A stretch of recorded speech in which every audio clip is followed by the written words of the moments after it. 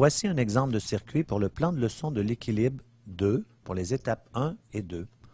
En commençant par une glisse avant, les patineurs se rendront au premier coin, puis entreront dans la section où ils effectueront leur glisse de 2 pieds à 1 pied. Les patineurs feront ensuite la godille sur place pour passer à une godille avant assistée, suivie de plus de godilles sur place et ensuite plus de godilles avant. Comme vous pouvez le voir, ce circuit est conçu pour correspondre soit à l'intérieur de la station du circuit ou être utilisé dans la station entière, selon que l'entraîneur a un ou deux groupes qui partagent la station. Au dernier coin de ce circuit, les patineurs exécuteront une séquence de poussée et de glisse avant, mettant l'accent sur le côté de la lame et le mouvement d'un côté à l'autre. Ils contourneront le dernier cône, patineront aussi vite que possible pour retourner au départ et recommenceront. Comme vous pouvez le voir, une grande partie de la glace a été utilisée pour ce circuit, maximisant la quantité de patinage et les occasions d'apprentissage pour les patineurs. Ce club a décidé d'utiliser le temps d'échauffement comme période pour permettre aux entraîneurs de mettre en place leur aire de leçon.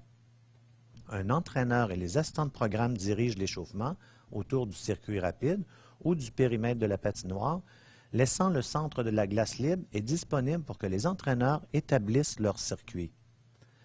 Les entraîneurs peuvent être tenus de dessiner leur circuit au début de leur leçon. Cet entraîneur utilise un marqueur de bingo. On peut également se servir d'un marqueur à base d'eau. Une stratégie que peuvent utiliser les entraîneurs est de demander aux patineurs de faire quelques tours autour du circuit rapide afin que les entraîneurs puissent commencer à faire leur dessin au tout début de leur leçon. Les entraîneurs peuvent également avoir recours aux assistants de programme pour les aider à établir un circuit. L'entraîneur peut commencer à dessiner et l'assistant de programme peut le suivre pour mettre en place les aides visuelles. Lorsque les patineurs rejoignent l'entraîneur, celui-ci leur donnera des instructions pour qu'ils sachent quoi faire et à quel endroit sur le circuit.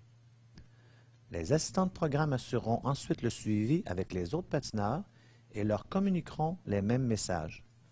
L'entraîneur organisera leur circuit et communiquera avec l'assistant de programme afin que tout le monde sache quels accessoires du matériel d'enseignement sont nécessaires pour la leçon de ce jour-là.